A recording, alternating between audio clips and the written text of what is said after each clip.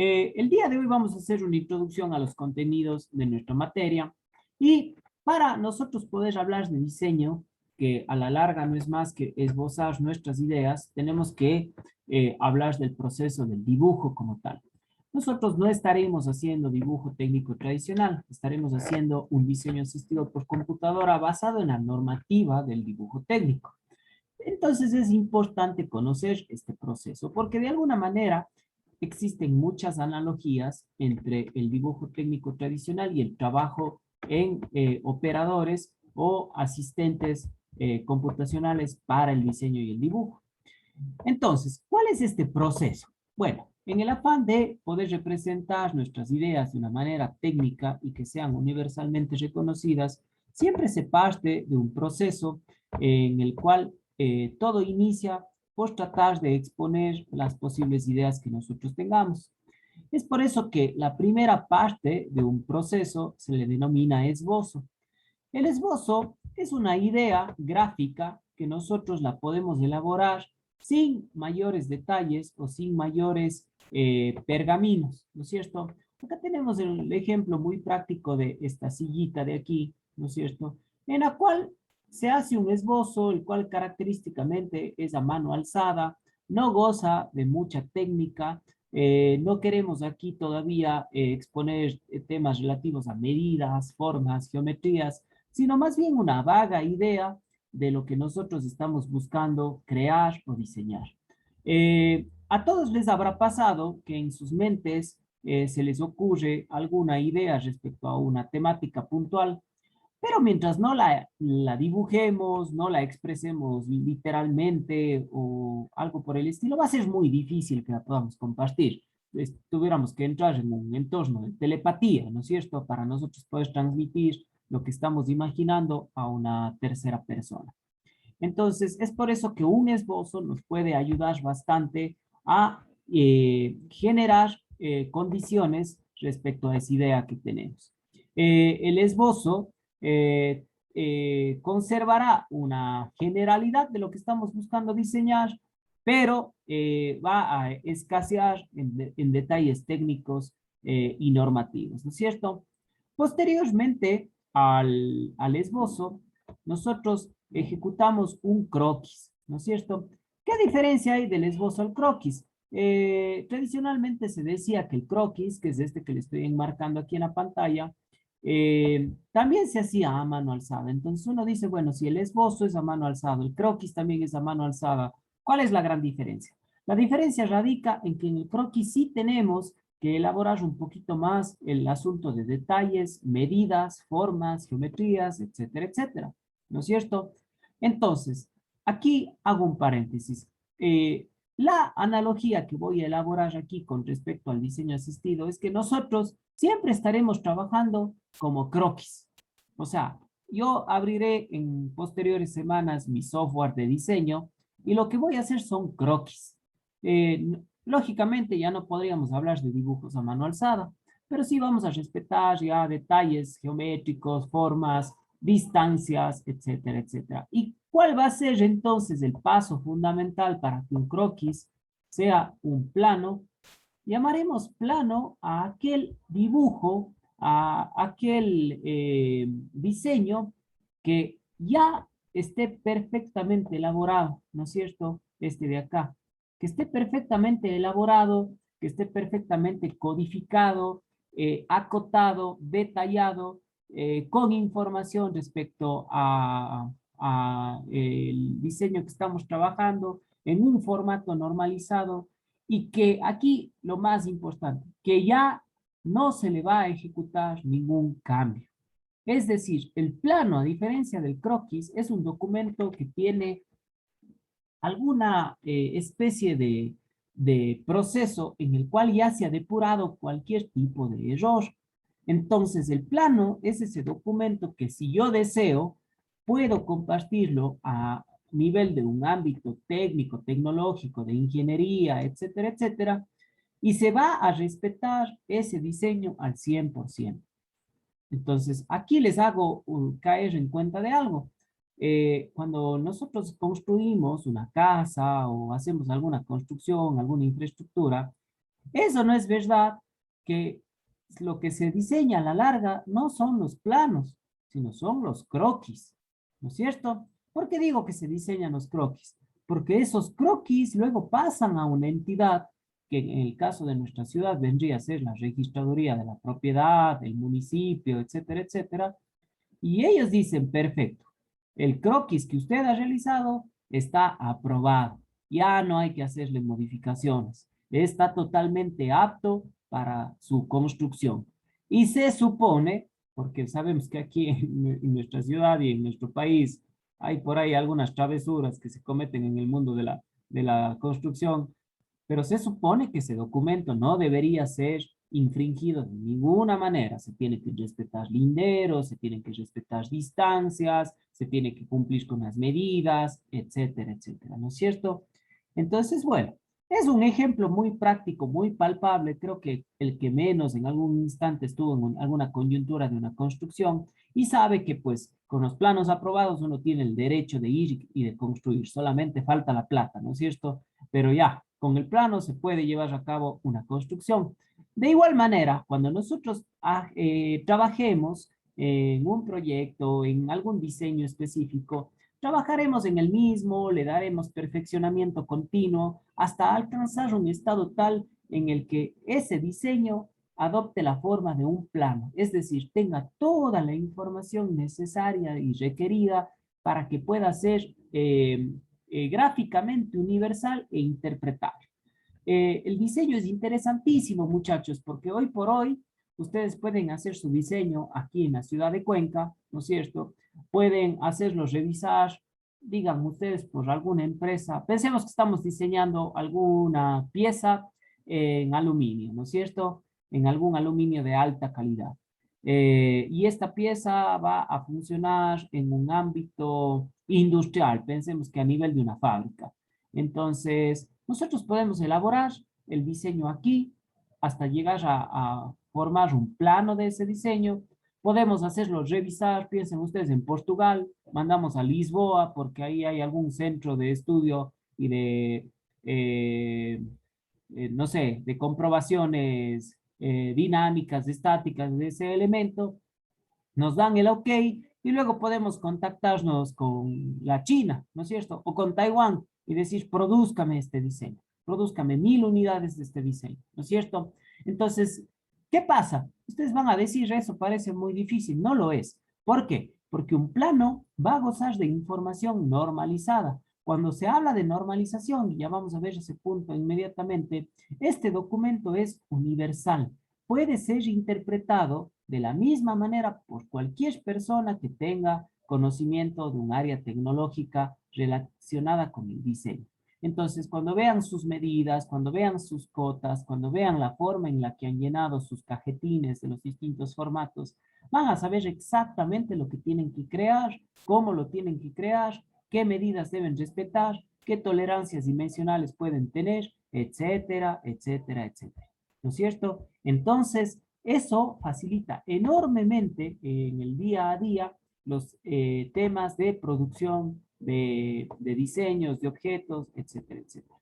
Bueno, por acá tenemos algunas galerías que nos van a permitir tener una mejor noción de esto. Entonces, todo lo que les voy a mostrar a continuación son bocetos.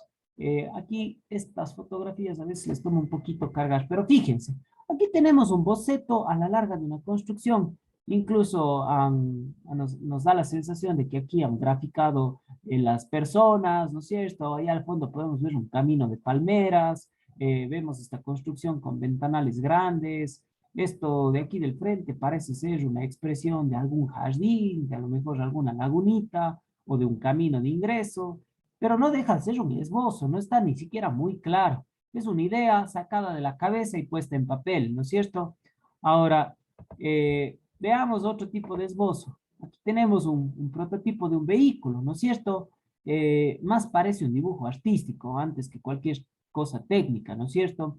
Pero le han agregado ahí alguna información textual, como que, por ejemplo, las llantas deben tener labrado, tienen que tener una buena altura desde el piso, pero al mismo tiempo mantener una buena aerodinámica. Dice que va a tener una combinación de llantas sobre un aro de aluminio para tener mucha resistencia, etcétera, etcétera. O sea, igual, una idea sacada de la cabeza, ¿no es cierto?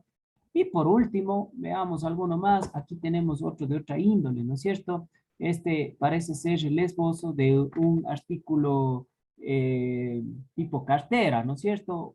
Una cartera para, o billetera, ¿no es cierto? Para llevar documentos, para guardar dinero, etcétera, etcétera, ¿no es cierto? Entonces, igual, aquí tiene un poco de información. Nos ponen que, por ejemplo, la solapa de adorno tiene que ser fija, que dice muere en el canto. Bueno, hay alguna expresión referente al funcionamiento de esta cartera, de esta solapita, etcétera, etcétera.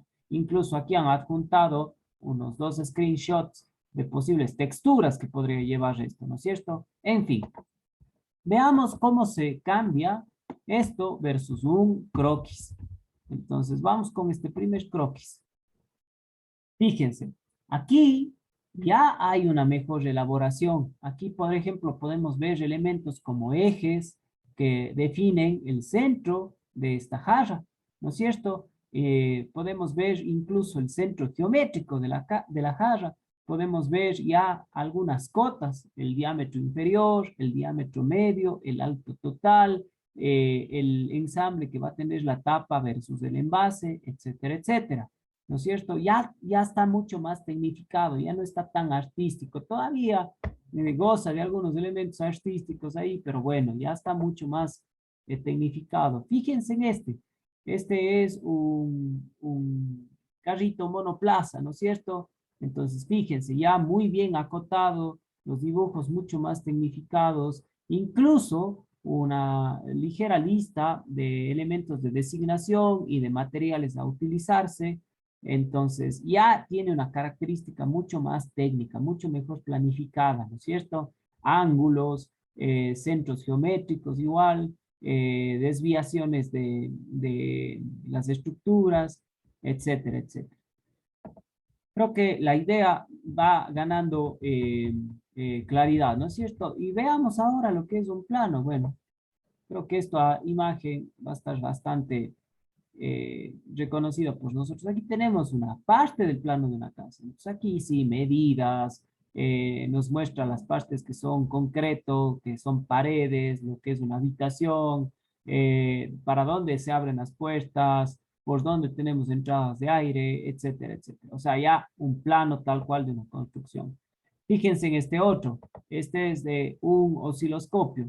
Aquí tenemos un plano de despiece, ¿no es cierto? Entonces tenemos una tabla de designación, una perspectiva, pero ya todo mucho más detallado, ¿no es cierto? Y finalmente podríamos ver este, que es el diseño de un gancho o de un garfio, que algunos le llaman. Entonces, totalmente acotado con su distribución de ejes para el centro geométrico, expresándose las partes con chaflán, ángulos de arcos, radios de los arcos. Tenemos una vista frontal y una de perfil totalmente alineadas para poder tener una representación diédrica del objeto.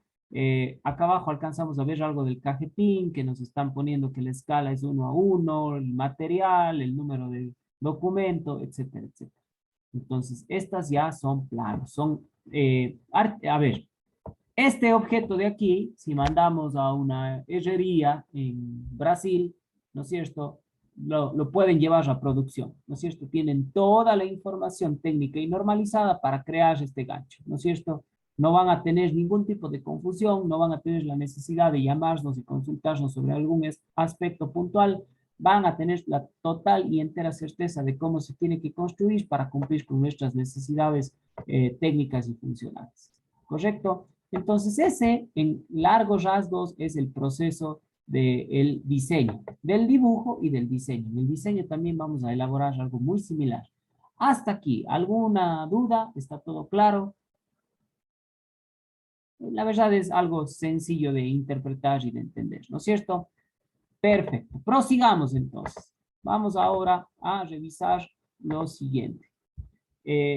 Ya que entendemos cuál es el proceso del diseño, vamos a ver qué contempla entonces la normalización. O sea, hablábamos de que para que un documento gráfico de diseño ya tenga la característica de ser un plano, tiene que estar totalmente normalizado. La normalización, les voy a dar un concepto que desde el fondo de mi corazón les digo es espontáneo.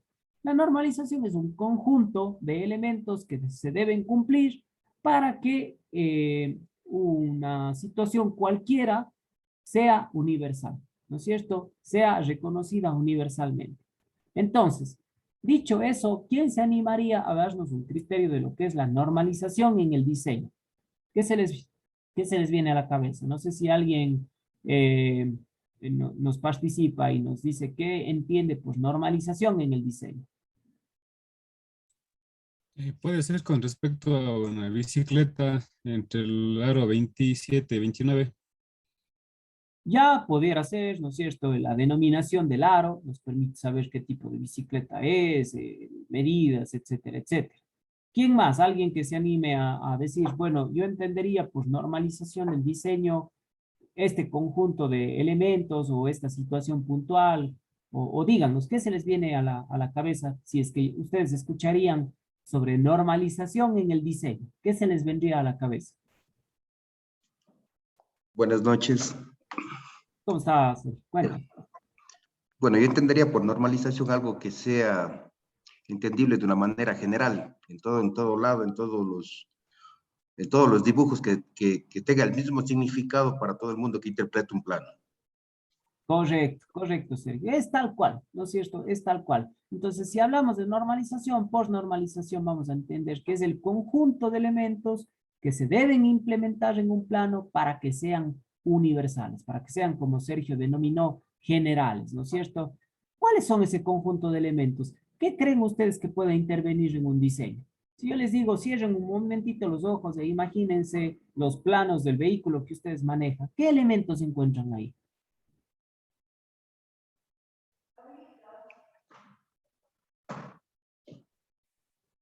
Supongamos que tienen la oportunidad de ver diagramas, planos, documentos de cómo estuvo planificado el vehículo que ustedes manejan. ¿Qué se observaría ahí? ¿Qué información estaría ahí expuesta? Bueno, buenas tardes. Creo que ahí hablaría sobre, por ejemplo, una fabricación de un vehículo, el tipo de material, el Ya, correcto. espesor de materiales, todo eso. Perfecto, el material, ¿no es cierto? Materiales, a ver, aquí Javier nos menciona el material, los espesores. ¿Qué más? ¿Qué más verían ustedes ahí? Tal vez el kilometraje. Ya puede ser el kilometraje, ¿no es cierto? ¿Qué más? Tema de medidas, tal vez. Correcto, elemental, ¿no es cierto? Tienen que estar las medidas del vehículo. ¿Qué más? El ¿Qué se les diseño. viene? El diseño, lógicamente. Y así un sinnúmero de cosas, ¿no es cierto? Todo, absolutamente todo. ¿Dónde se van a ensamblar unas piezas con otras? ¿Qué material tiene cada pieza? ¿Qué medidas tiene cada pieza? ¿Qué más? ¿Qué, qué apriete debe tener cada uno de los distintos pernos que conforman todo el vehículo? Eh, ¿Qué esfuerzos máximos pueden recibir algunos elementos del vehículo? ¿No es cierto? Y vamos más allá. Si yo veo el dibujo desde el frente del vehículo, tengo que ver las líneas de la parte de atrás con otro tipo de línea, ¿no es cierto? Para yo poder diferenciar lo que tengo más adelante de lo que tengo más atrás.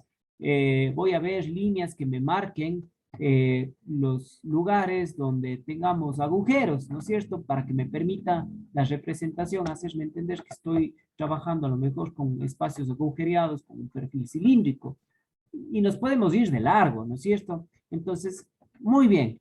Es mejor para mí que ustedes entiendan lo que es la normalización desde el sentido común, por así decirlo, y que ahora pasemos a ver lo que en realidad es ya la normalización y qué elementos contempla desde la parte teórica. Entonces, la normalización, bueno, aquí el título nos dice, en el dibujo de tecnología, nosotros vamos a cambiar esa palabra dibujo por diseño.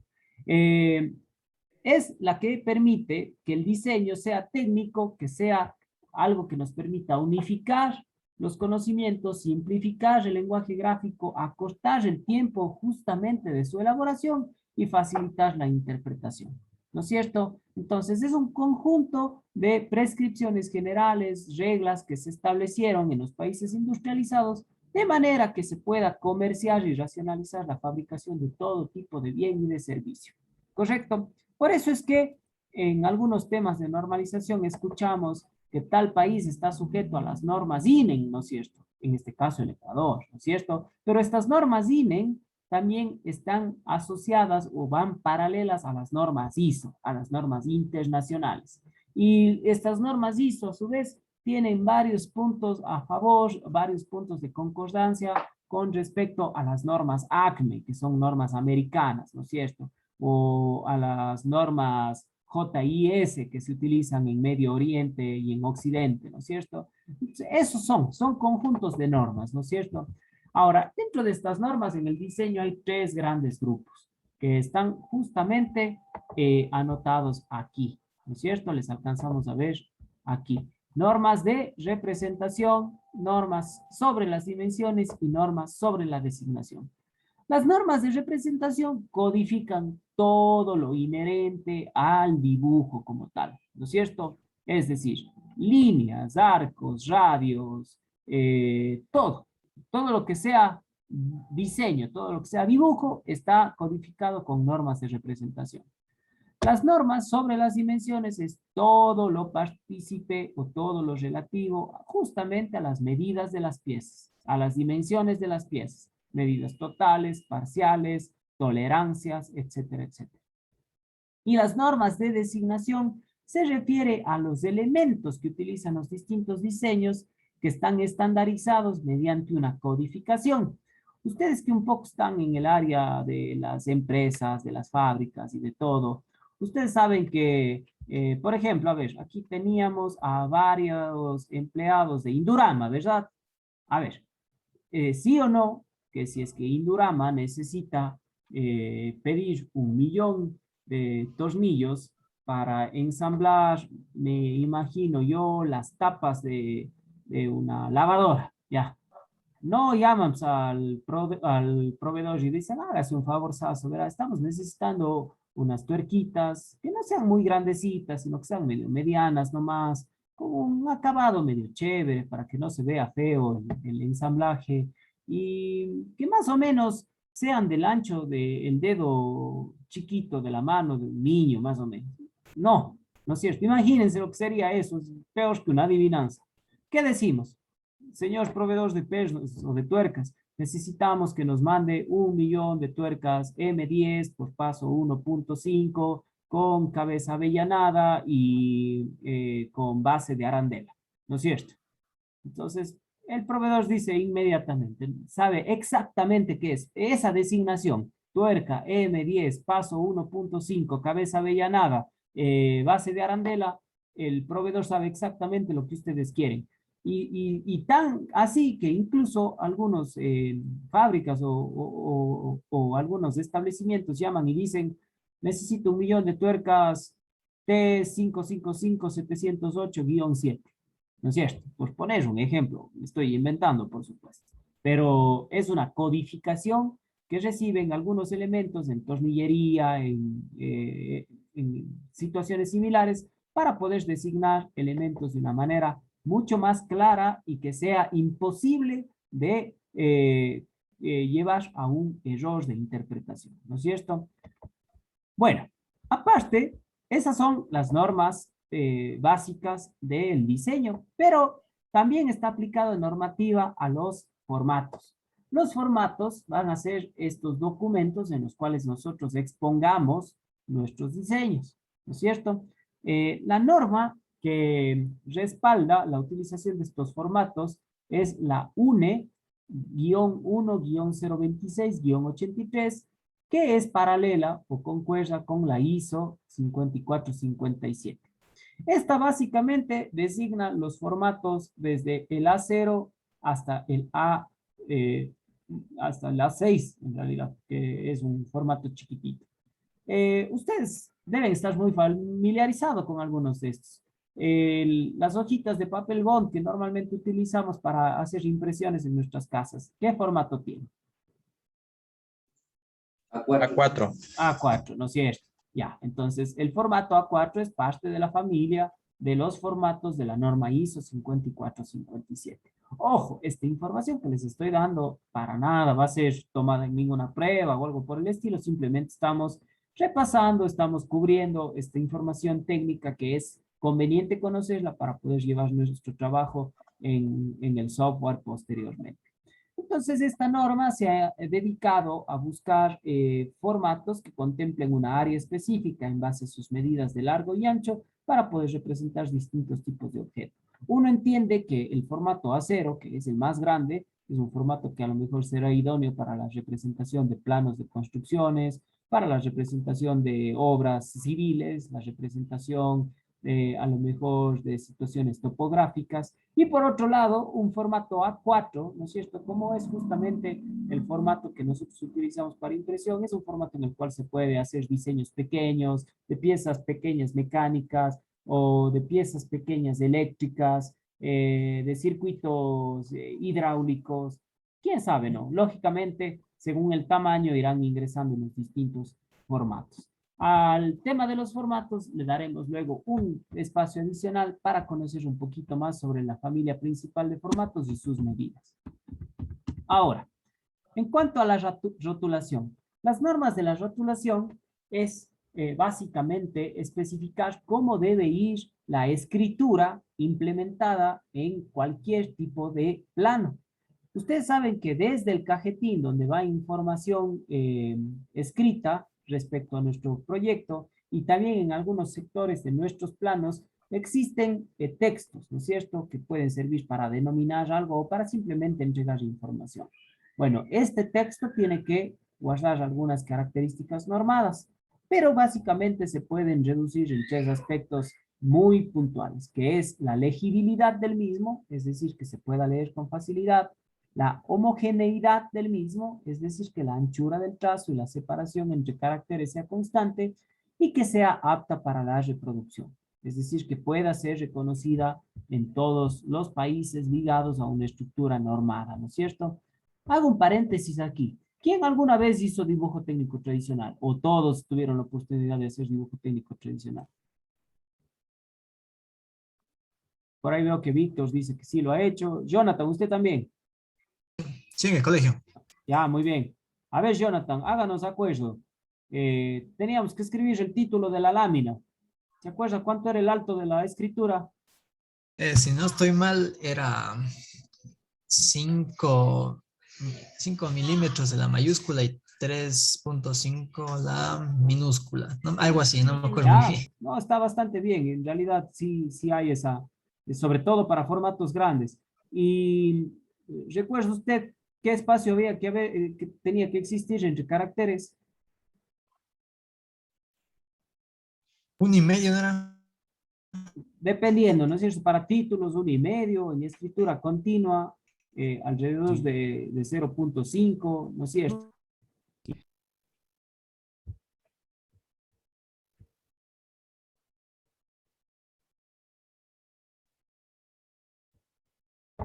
La idea que les iba a decir es, imagínense el tormento que era marcar estos renglones, ¿no es cierto?, con la distancia entre caracteres, que no se nos salga de los límites. Era, honestamente, para mí era un verdadero tormento. Les confieso que es un poco irónico que yo sea profesor de diseño porque no era el mejor alumno de dibujo técnico. Más bien, toda la vida, creo que con la bendición de Taita Dios lograba aprobar los cursos y los ciclos. Pero justamente por eso me cautivó tanto el diseño asistido. Cuando yo tengo que hacer rotulación en el AutoCAD, yo solamente decido el tamaño de letra y el estilo de letra y escribo. El AutoCAD solito se encarga de marcarme las mayúsculas, las minúsculas, el espacio entre caracteres, la inclinación de los caracteres, etcétera, etcétera. O sea, todo ese largo proceso, escribir el título, el nombre y los títulos en la lámina era media hora o 45 minutos por poco. Aquí es 1 minuto a lo mucho, depende cuán rápido pueda yo ingresar el texto en mi teclado, ¿no es cierto? Entonces, hay muchísimas facilidades que nos brinda el software de diseño versus el dibujo técnico tradicional. Y esa es una de las primeras que me gusta citarle siempre a mis estudiantes, la posibilidad de no tener que preocuparme respecto a la rotulación, porque AutoCAD se encargará de poner todo de manera que sea normativamente respetable, ¿no es cierto? Ahora, el tema de la acotación. La acotación de un dibujo sirve exclusivamente para que yo pueda conocer las medidas que tiene mi diseño, ¿no es cierto? Y de esa manera concebir de una mejor manera cómo este está elaborado. Hay varias normativas que respaldan la acotación de un documento y también van de la mano un poco respecto a en qué área estoy trabajando. No es lo mismo acotar una construcción arquitectónica que acotar una pieza mecánica de un ensamble, ¿no es cierto? Pero asimismo, podríamos considerar estos 5 ítems que muy probablemente estén implícitos en cualquier norma de acotación. La primera es que se deben acotar las partes de una pieza que sean estrictamente necesarias para la posible fabricación y verificación. Es decir, yo en un diseño no tengo que acotar toda y cada una de las medidas que aparezcan en el mismo, sino puedo elaborar ciertos anchos, ciertos altos, ciertas profundidades, de manera que las restantes puedan ser obtenidas por deducción, ¿no es cierto? Cuando ya entremos a la parte de acotación, profundizaremos muy al detalle estos aspectos. Ahorita los estamos nombrando de manera general. Las distintas partes de la pieza. Sí. Mister, disculpe que lo moleste. Buenas noches. Disculpe Claro, el Alex. atraso. Alex Sánchez. No se preocupe, Alex. Ya que- Trate de cogerle hilo a la sesión nada más.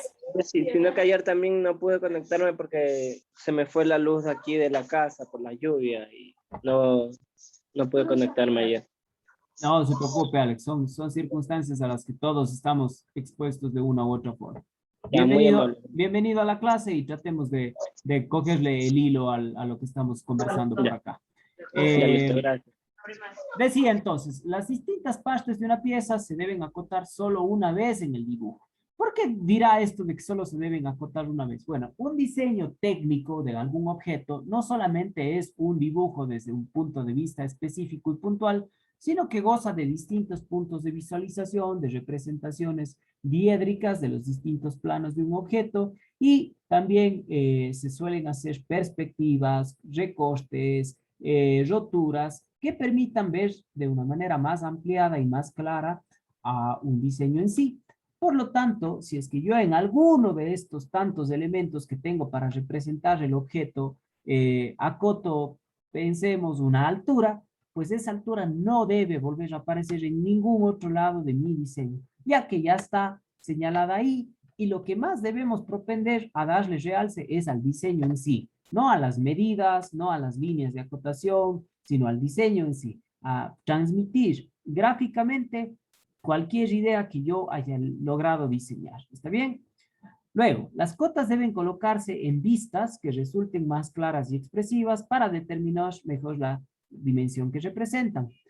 Justamente, si vamos a disponer de varios gráficos, llamémoslos así, en donde va a estar representado un objeto, lo más conveniente sería que si yo tengo, por ejemplo, un frente de algún objeto, ahí acote posiblemente la altura total y el ancho total, ¿no es cierto? Si luego tengo un plano de detalle de algún elemento geométrico, quizás ese no sea el mejor lugar para tratar de colocar una cota completa de una altura o una anchura, ¿no es cierto? A eso se refiere que las cotas deberán colocarse en las vistas que se vean más expresivas y más claras. Ahora, estas dos finales yo incluso les omitiría porque un poco que se caen de madura por lógicas, ¿no es cierto? Dice, todas las cotas de un dibujo se expresarán en la misma unidad, ¿no es cierto? Bueno, en realidad, si uno se fija en los formatos normalizados, normalmente ahí tenemos un pequeño, una pequeña celdita, un pequeño cajoncito, por así decirlo, donde ponemos las unidades en las que estamos trabajando. Entonces, no hace falta que las unidades estén expresadas en el dibujo. Casi nunca se ve eso. Y en caso de posible confusión, dice, el símbolo de la unidad predominante puede ser especificado en una nota. Bueno, ya no existen notas, ¿no es cierto? Directamente en el cajetín, ahí pondremos toda la información en cuanto a las unidades de medida. Vamos por acá y con esta parte terminamos la normalización elemental del diseño. Los tipos de línea, ¿no es cierto? Como justamente hablábamos antes en el ejemplo que mencionábamos, no podemos hacer uso de la misma línea para todo. Tenemos que darle una distinción diferente a lo que representa cada línea. Por eso es que en el diseño vamos a utilizar líneas específicas para lo que queramos representar. Vamos a tener las líneas llenas de espesores gruesos que tienen un grosor de 1.2 a 0.8 milímetros y que se emplean para dibujar los contornos visibles de las piezas. Luego tenemos una línea llena de espesor fino. Cuando decimos línea llena es que es una línea continua, que no se corta en ningún punto. El grosor de este 0.1 a 0.2 se va a emplear para líneas de referencia y para dibujar las cotas. Una línea de trazos cuyo grosor es de 0.4 a 0.6 milímetros se emplea para dibujar contornos no visibles de las piezas, las famosas aristas ocultas, ¿no es cierto? Todo lo que yo no puedo ver, pero que es paralelo a un plano de representación, se representará con líneas de trazos. Y finalmente, una línea de punto y trazo que va de 0.3 a 0.4 milímetros, utilizada para dibujar ejes, para indicar cortes sobre alguna vista o para trazar, bueno, ejes es el uso principal que se les da a esto, ¿no es cierto? Como yo les decía, si tengo un contorno que aparentemente luce rectangular, pero justo por la mitad pasa una línea como la cuarta que tenemos aquí, que es una línea de punto y trazo, automáticamente a mí me da la información de que no es un contorno rectangular, sino que es un contorno circular, ¿no es cierto? Porque tengo un eje que está pasando por ahí. Entonces, bueno, les vuelvo a preguntar, vuelvo a hacer un paréntesis. Por ahí vi que varios habían dicho que trabajaron el dibujo técnico. Andrés, usted trabajó dibujo técnico tradicional, Andrés Guamán. Bueno, sí, un poco recuerdo. ¿No es cierto? Entonces, si teníamos que representar un contorno principal, la mina, la más ancha, ¿no es cierto? Cogíamos el microminas y el microminas con la punta más anchita, hacíamos el contorno principal, ¿no es cierto? Y para trazar alguna línea oculta o para dibujar algún centro donde teníamos que ejecutar algún arco, utilizábamos un microminas delgadito, ¿no es cierto? Y así lo íbamos haciendo. Y cuando ya terminaba todo, cuando ya aparentemente nos quedaba bien, ¿con qué repasábamos esas líneas? ¿Quién recuerda? Con el rapidógrafo. Con el rapidógrafo, perfecto. El rapidógrafo es como una especie de esfero o marcador, ¿no es cierto? Con una tinta ya fija. Y estos también venían con distintos grosores, ¿no es cierto? ¿Cuántas veces se les corre el rapidógrafo? Cuente. Sí, algunas. Incontables veces, ¿no es cierto? Y el rato que se corría el rapidógrafo, se acabó a repetir la lámina, ¿no es cierto? Nada de que había como borrar, era imposible, así nos vendían el borrador más famoso de la época. Aquí es otra cosa que el AutoCAD le da una lección de tiempo lapidaria al dibujo técnico tradicional. En AutoCAD están precargadas las líneas. Yo simplemente tengo que escoger el tipo de línea y el ancho. Y puedo ejecutar inmediatamente esas líneas. ¿Y qué pasa si me equivoco? Bueno, borra la línea que me equivoqué y la vuelvo a trazar. No pasa absolutamente nada. Puedo equivocarme 20 veces seguidas. No tengo que empezar de cero. Simplemente tengo que corregir el error. Es más, puedo tener todo un documento hecho y darme cuenta que una línea estaba un poquito torcida y no tengo más que borrar esa y repetirla de una buena manera.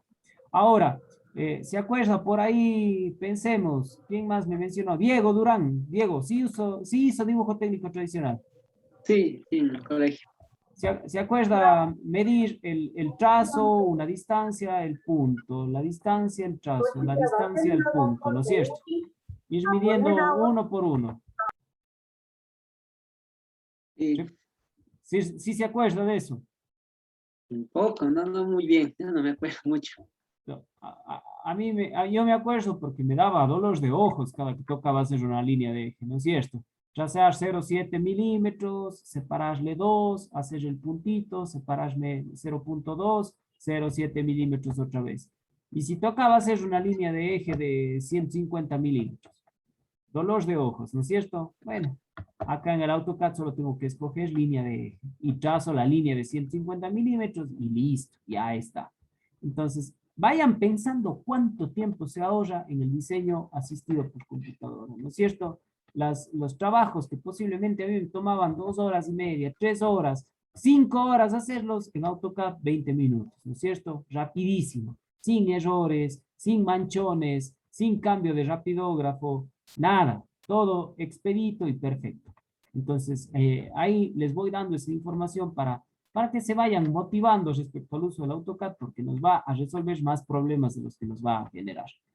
Bueno, estamos con el tema, a ver, creo que a nadie le va a sorprender que les diga que la normativa va mucho más a profundidad, ¿no es cierto? Existen textos enteros con normas referentes al diseño, pero nosotros tenemos que entender las bases. Esta clase no es para aprendernos normas de dibujo, es para hacer diseño asistido, ¿no es cierto? Entonces necesitamos conocer lo elemental y con eso vamos a estar bien.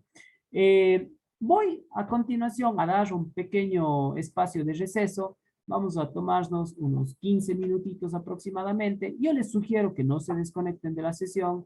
Por ahí, si desean, pueden apagar sus cámaras, refrescarse un poquito.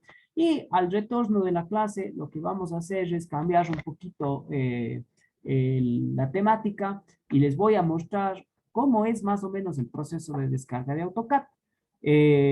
Aparte, en los días venideros, yo estaré subiendo al Classroom varias informaciones importantes. Primero que nada, este documentito que estábamos viendo, donde estaban las normativas resumidas, es un link de internet, el cual les estaré compartiendo para que ustedes desde sus casas puedan entrar y repasarlo de ser necesario. También les voy a subir un video tutorial con la misma explicación que les voy a hacer ahora, para que luego, paso a paso, puedan tratar de recrear el proceso de descarga. Y también estaré subiendo documentos que estaremos utilizando a lo largo de este periodo de estudios que les pueden ser muy útiles, como son PDFs con los comandos principales del AutoCAD, manuales de usuario, etcétera, etcétera, que muy probablemente les van a ser muy útiles en situaciones específicas, ¿correcto? Así que yo espero que en el transcurso de este fin de semana esa información ya esté ahí abierta y expuesta para ustedes para que la puedan utilizar. Así que démonos unos 15 minutitos y retomamos la conexión después de ese periodo de tiempo para dar esta explicación.